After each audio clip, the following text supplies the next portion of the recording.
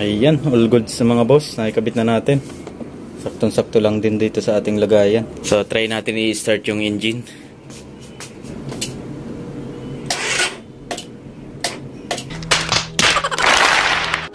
Good day mga boss. Welcome na naman dito sa ating panibagong video. For today's video mga boss, magpapalit naman pala tayo ng battery ni Yuri dahil ilang show na rin tayong napapahiya ng kanyang battery kasi palaging low-bat. At yung gamit pala natin na battery mga boss is yung stock pa rin hanggang ngayon.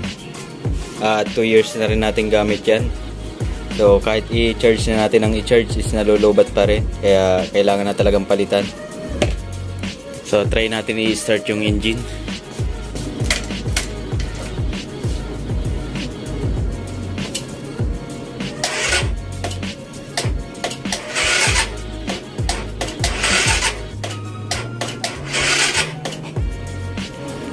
At yun, drain na naman nga yung battery ni Yuri. Ayaw na talagang umi-start. Ayan. After ng 2 years, mapapalitan na rin natin ang battery.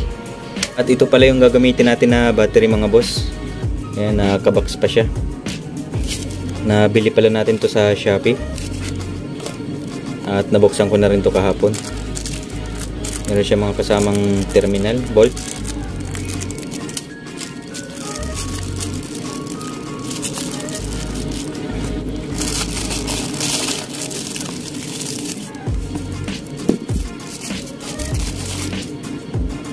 Meron na rin kasamang manual.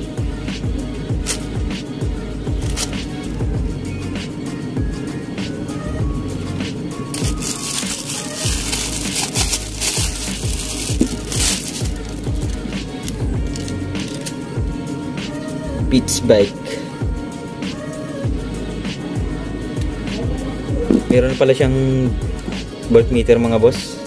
Ayan, kaya itong nagustuhan ko na rin na bilhin. Kaso low-bat siya. 12.45 lang yung kanyang volts. Mamonitor natin yung ating battery pag meron tayong voltmeter. Ang preferred ko sanang bilhin is yung Lighten na lithium, yung outdo. Kaso sold out na ngayon sa market, wala na tayong mabilihan. Kaya ito na muna. Pag nag-restock na lang yung outdo, magpalit na lang din ulit tayo. Nasira na itong ating Pitts bike. Sana maganda naman yung performance nito. Napaka-pogi din pati.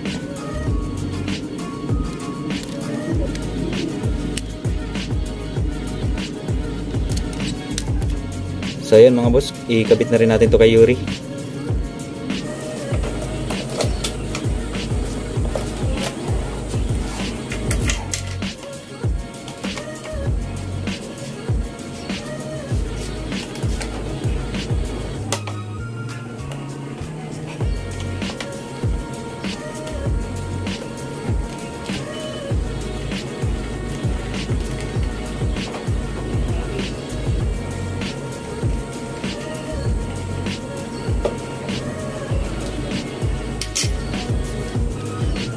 Magkasing size lang pala ito mga boss yung binili natin.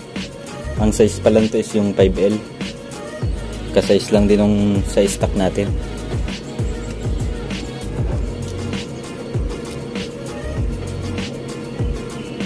At kinuha ko pala mga boss yung Allen bolt.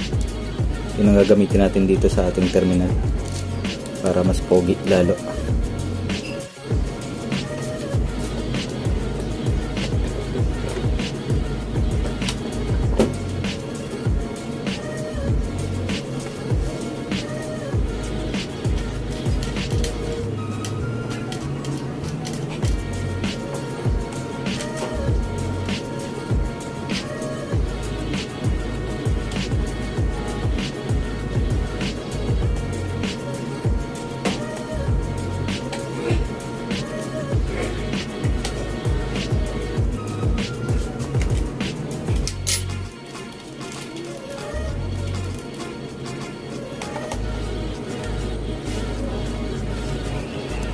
Ayan, all good sa mga boss. Nakikabit na natin. Saktong-sakto lang din dito sa ating lagayan.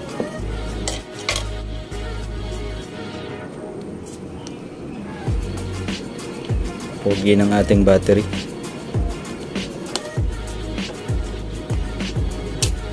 Sana naman magandang performance. So yan, let's go. Start natin yung engine.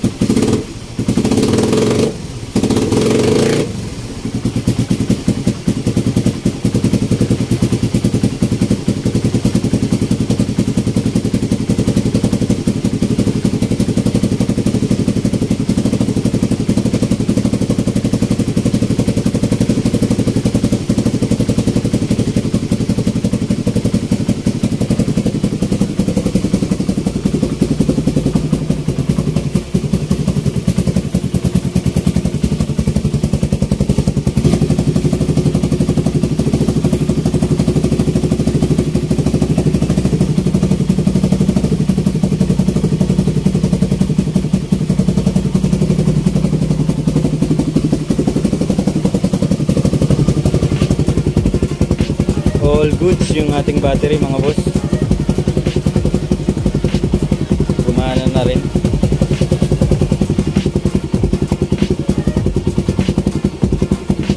At nag-charge na rin siya. Hindi lang makakita sa camera.